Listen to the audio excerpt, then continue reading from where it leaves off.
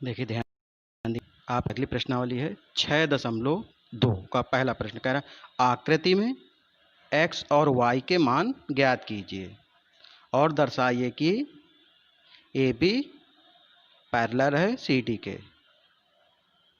तो देखिए हमें A B parallel C D के सिद्ध करना है और एक्स वाई के मान निकालें। देखिए आपकी आकृति दी है, आकृति का हम अध्ययन कर सकते हैं कि इसमें ए बी और सी डी दो समांतर रेखाएं हैं और इसे एक तिर्यक रेखा काटती है।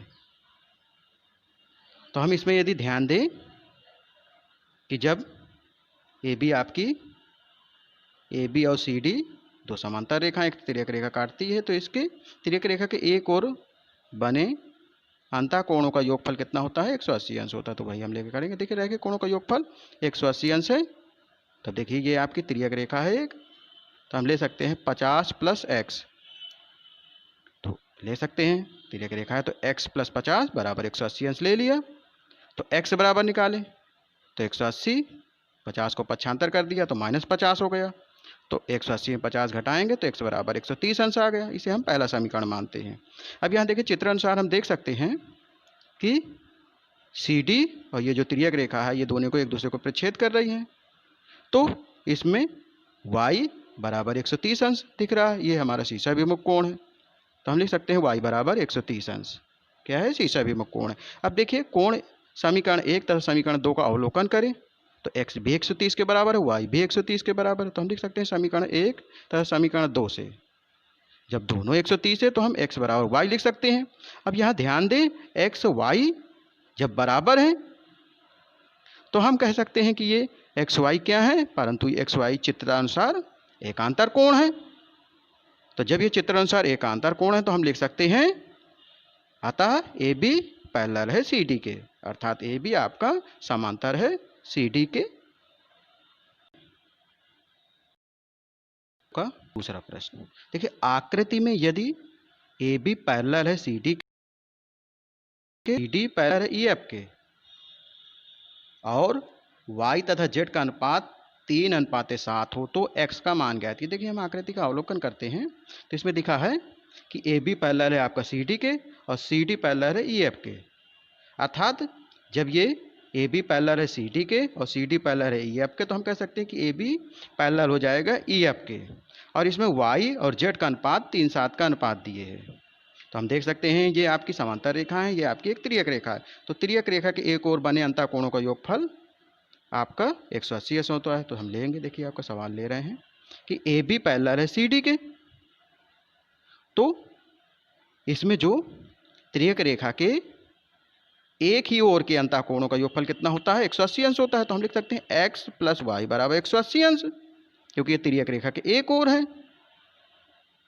अब चूंकि ए बी पैरेलल है सी डी के और सी डी पैरेलल है ई एफ के, तो देखिए इसमें दोनों में सी डी आपको कॉमन दिख रहा है तो हम लिख सकते हैं A B parallel E F के, लिख सकते हैं A B parallel E F के। तो हम x बराबर z भी कर सकते हैं। तो यहाँ x बराबर z कर सकते हैं। क्यों कर सकते हैं? क्योंकि ये आपका एकांतर कोण है। इसलिए अब हम x बराबर z है तो x की जगह हम z लिख सकते हैं। तो क्या हो जाएगा आपका z + y बराबर 180 अंश या y + z बराबर 180 अंश। तो अब यदि हम मान लें चूंकि इनका अनुपात y और z का अनुपात कितना दिए? 3:7। तो हमने माना y बराबर 3a और z बराबर 7a, तब इनका मान इसमें प्रतिस्थापित कर दें यदि, तो क्या हो जाएगा आपका 3a + 7a बराबर 180 अंश। तो 7 3 10, 10a बराबर 180 अंश। तो a बराबर आपका कितना हो जाएगा? 180/10, 0 से 0 कट गए तो a बराबर 18 अंश आ गया। अब जो हमने माना था तो a का मान वहाँ रख दें तो y बराबर कितना हो जाएगा? 3 × 18 और z बराबर कितना हो जाएगा? 7 × 18। तो y बराबर कितना हुआ? 3 × 18, 18, 18, 18 का 18, 18 36, 18 × 3 = 54। तो y बराबर 54 अंश हो गए। z बराबर क्या है? 18 7 126 अंश। तो अब देखिए y z का मान तो पता चल गया और हमें पता है कि x किसके बराबर है? z के। क्यों है भाई? क्योंकि अभी हमने निकाला था। नहीं, चित्र अनुसार हम देख सकते हैं कि x z के क्यों बराबर है? क्योंकि ए बी आपका ई एफ के पैरेलल हो गया, तो ये आपके एकांतर कोण है। तो यदि आपका x का मान जेड का मान निकल आया है तो आसानी से एक्स का मान भी वही हो जाएगा, अर्थात एक्स का मान भी आपका 126 हो जाएगा। इसी प्रश्नावली का तीसरा प्रश्न क्या कह रहा है कि आकृति में ए बी पैरेलल है सी डी के और ई एफ परपेंडिकुलर है सी डी के और कोण जी ई डी 126 अंश है। तो हमें निकालना है कोण ए जी ई, कोण जी ई एफ तथा कोण एफ जी ई ज्ञात कीजिए। देखिए हम चित्र का अवलोकन करते हैं तो हमें दिए क्या है, तो हमें दिए जी ई डी 126 अंश दिए और हमारा ए बी सी डी दोनों पैरेलल हैं और ई एफ सी डी पर परपेंडिकुलर है। तो हम अवलोकन करें तो यहाँ दिखता है कि जब ये दोनों समांतर रेखाएं हैं ए बी और सी डी तो आपका ए जी ई बराबर हो सकता है जी ई डी के, अर्थात ये 126 अंश हो जाएगा। और इसके अलावा हमें ई एफ डी चूँकि ये लंब है तो ये आपका कितने अंश का हो जाएगा, 90 अंश का। तो देखिए हम सवाल आपका ले रहे हैं, प्रश्न हल ले रहे हैं इसका सोल्यूशन। तो आपका डी ई एफ कितना हमने ले लिया, 90 अंश ले लिया, क्योंकि ये आपका E F perpendicular C D के और जी ई डी बराबर 126 अंश दिए। तो हमें पहला क्या निकालना है, ए जी ई। तो ए जी ई निकालें तो यहाँ देख सकते हैं चित्र के अनुसार ए जी ई, तो ए जी ई किसके बराबर होगा, जी ई डी के। क्यों होगा, क्योंकि ये दोनों एकांतर कोण है। तो हम ले सकते हैं कोण ए जी ई बराबर जी ई डी बराबर 126 अंश। क्यों ये बराबर है, क्योंकि ये आपका एकांतर कोण है। तो हम लिख सकते हैं कोण ए जी ई बराबर 126 अंश। तो ये आपका पहला आंसर आ गया। दूसरा क्या पूछ रहा है, कोण जी ई एफ।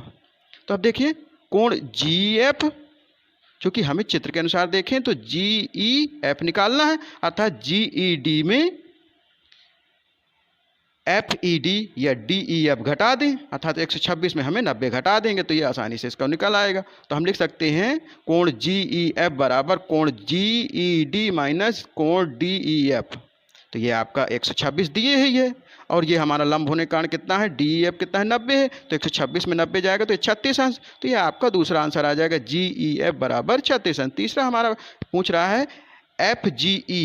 तो अब देखिए चित्र का अवलोकन कर रहे हैं, चित्र अनुसार क्या निकालना है, एफ जी ई।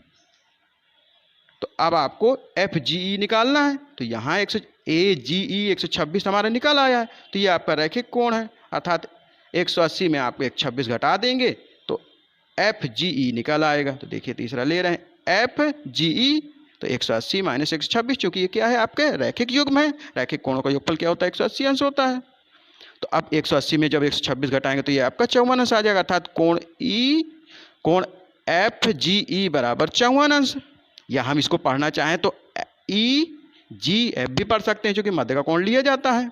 तो यह आपका तीसरा आंसर आ गया, कोण एफ जी ई बराबर 54 अंश। देखिए अब इसी प्रश्नावली का चौथा प्रश्न ले रहे हैं, कह रहा है आकृति में यदि पी क्यू पैरेलल है एस टी के और कोण पी क्यू आर बराबर 110 अंश है और आर एस टी बराबर 130 अंश है, तो कोण क्यू आर एस निकालना है। तो देखिए ये आपकी आकृति है। तो इसमें हमें दिए क्या है, सबसे पहले ये ध्यान दे देना है। तो हमें दिए है आर एस टी, तो आर एस टी 130 अंश है और पी क्यू आर 110 अंश है। तो सबसे पहले हम रचना कर लेंगे कि एस टी के समांतर आर के एक रेखा खींच लेंगे। जब ये रेखा खींच लेंगे तो देखिए ये 130 अंश है, ये कोण हमने एक मान लिया। तो ये आपके एस टी और आर के पैरेलल हैं और ये तिर्यक रेखा के एक ओर की रेखाएं हैं। तो ये क्या हो जाएगा, इनका योगफल 180 अंश हो जाएगा, अर्थात कोण एक का मान 50 आ जाएगा। और यहाँ देखें कि पी क्यू आर के आपका समांतर है और ये आपकी क्यू आर क्या है, कौन सी रेखा है, तिर्यक रेखा है। तो 110 किसके बराबर हो, कोण एक और कोण दो के। कोण एक का मान 50 आया है तो कोण दो बराबर क्या हो जाएगा, 110 माइनस 50, तो 60 अंश आ जाएगा। देखिए अब ले रहे हैं इसे, तो हमने आर के पैरेलल एस टी खींच दिया, ये आपका दिख रहा है चित्र अनुसार। तो अब हम ले सकते हैं कोण एक प्लस 130 बराबर 180 अंश, क्योंकि ये क्या है आपका कि तिर्यक रेखा के एक और बने कोण है, इनका योगफल हमेशा क्या होता है, 180 अंश होता है। अब देखिए हमें कोण एक निकालना है तो 130 को पक्षांतर कर देंगे तो क्या हो जाएगा आपका 180 माइनस 130, 180 में 130 गए तो कितना बचा, 50 अंश, अर्थात कोण एक का मान आपका 50 अंश आ गया। और हमें निकालना किसका मान है, कोण 2 का मान निकालना है। तो हम देखिए आगे ले रहे हैं, चूंकि पी क्यू पैरेलल है आर के और क्यू आर कौन सी रेखा है, तिर्यक रेखा है, तो हम लिख सकते हैं कोण पी क्यू आर बराबर हो जाएगा कोण क्यू आर के। ये कैसे कोण है, एकांतर कोण है। जब दो रेखाएं समांतर होती हैं उन्हें कोई तिर्यक रेखा काटती है तो इनसे बना कोण कौन सा होता है, एकांतर कोण होता है। तो हम लिख सकते हैं इसमें पी क्यू आर का मान 110 है और कोण क्यू आर के हमने क्या माना है, कोण 2 प्लस कोण 1 के बराबर है। तो 110 बराबर क्या हो जाएगा, कोण 2 प्लस कोण 1 का मान हमने कितना निकाला है, 50 अंश प्लस 50। तो कोण 2 बराबर निकालें तो 50 को हमें क्या करना पड़ेगा, पक्षांतर करना पड़ेगा। तो 110 माइनस 50, तो कोण 2 बराबर क्या हो गया, 110 में 50 गए तो कितना आया, 60 अंश। तो हम लिख सकते हैं कोण 2 था क्या हमारा, कोण क्यू आर एस बराबर 60 अंश। तो देखिए यहाँ देख सकते हैं कोण 2 क्या है हमारा, कोण क्यू आर एस। तो यही हमें पूछ ही रहा था कि कोण क्यू आर एस का मान निकालिए। तो इसका मान कितना हो गया आपका, 60 अंश। आकृति में यदि ए बी पैरेलल है सी डी के और कोण ए पी यू बराबर 50 अंश और कोण पी आर डी बराबर 127 अंश, तो एक्स और वाई के मान ज्ञात करना है। तो देखिए हम चित्र अनुसार देखिए अध्ययन कर सकते हैं। क्या कह रहा है कि ए बी पैरेलल है सी डी के और कंडीशन क्या दी है, कोण ए पी क्यू क्या दिया आपका 50 अंश दिए। तो हम देखते हैं कि ये आपका ए बी और सी डी कैसे कोण है, समांतर कोण है और आपकी ये पी क्यू एक तिर्यक रेखा है। तो इससे जो बने कोण होंगे वो एकांतर कोण होंगे। देखिए हम ले रहे हैं आपका हल सॉल्यूशन। तो ए बी पैरेलल है आपका सी डी के, तो अब यहाँ एक्स बराबर क्या लिख सकते हैं, 50 अंश। क्यों लिख सकते हैं, क्योंकि ये एकांतर कोण है। देखिए आगे, अब यहाँ x प्लस वाई बराबर 127 अंश लेंगे। क्यों लेंगे, क्योंकि बाह्य कोण प्रमेय से, बहिष्कोण प्रमेय आप जानते हैं कि बहिष्कोण प्रमेय क्या होती है कि जो आपका बाह्य कोण होता है वो सम्मुख अंतः दो कोणों के योगफल के बराबर होता है। तो इसमें सम्मुख अंतः दो कोण कौन है, x प्लस वाई, और बाह्य कोण कौन सा है, 120 है। तो हम लिख सकते हैं x प्लस वाई बराबर 127 अंश। तो यहाँ x का मान कितना दिए है, 50 दिए हैं। तो 50 प्लस वाई बराबर 127 अंश। तो y बराबर क्या हो जाएगा, 127 माइनस 50। तो y बराबर हम लिख सकते हैं 77 अंश। तो इससे देखिए x का मान निकल आया, y का मान निकल आया। अब देखिए अगला प्रश्न आपका कह रहा है छठवां इसका कि आकृति में PQ और RS क्या है, दो दर्पण हैं, एक दूसरे के समांतर रखे गए हैं। एक आपतन किरण AB दर्पण PQ से B पर टकराती है और परावर्तित किरण पथ BC पर चलकर दर्पण RS से C पर टकराती है तथा पुनः CD के अनुदिश परावर्तित हो जाती है। सिद्ध कीजिए कि AB पैरेलल है CD के। तो देखिए ये आपका दर्पण दिए हैं, इसमें दो दर्पण हैं, एक PQ और RS। तो इसमें AB आपकी परावर्तित माने आपातित किरण है तथा BC आपकी परावर्तित किरण है। तो हम देखिए परावर्तन के नियम जानते हैं कि आपातित किरण, परावर्तित किरण तथा अभिलंब तीनों एक तल पर होते हैं और इसका दूसरा नियम होता है कि आपतन कोण परावर्तन कोण के बराबर होता है। तो देखिए इसमें अभिलंब हम खींचे ले रहे हैं BM, बिंदु B पर BM अभिलंब खींचे ले रहे हैं और बिंदु C पर CN। तो देखिए सॉल्यूशन इसका ले रहे हैं, बिंदु B तथा C पर हमने दो लंब खींच दिए, लंब खींचा तो AB आपातित किरण तथा BC आपकी परावर्तित किरण है। तो AB आपकी आपातित किरण है तथा BC परावर्तित किरण है। तो हम परावर्तन के नियम से जानते हैं कि आपका आपतन कोण परावर्तन कोण के बराबर होता है। हमने आपतन कोण आपका कितना माना है, कोण 1 माना है और परावर्तन कोण क्या माना है, 2 माना है। तो आपका कोण 1 कोण 2 के बराबर हो जाएगा। इसे हम पहला समीकरण मान ले रहे हैं। इसी प्रकार दूसरे को हम जब लेंगे तो यहाँ कोण 3 कोण 4 के बराबर हो जाएगा, क्योंकि इसमें BC आपकी आपातित किरण है तथा CD आपकी परावर्तित किरण है। तो ये आपतन कोण परावर्तन कोण अर्थात कोण 3 कोण 4 आपके बराबर हो गए। और यदि चित्रानुसार हम चित्र का अवलोकन करें तो चूंकि BM और CN आपके दोनों लंब हैं अर्थात ये दोनों क्या होंगे, आपकी समांतर होंगी और BC यहाँ एक तिर्यक रेखा हो गई।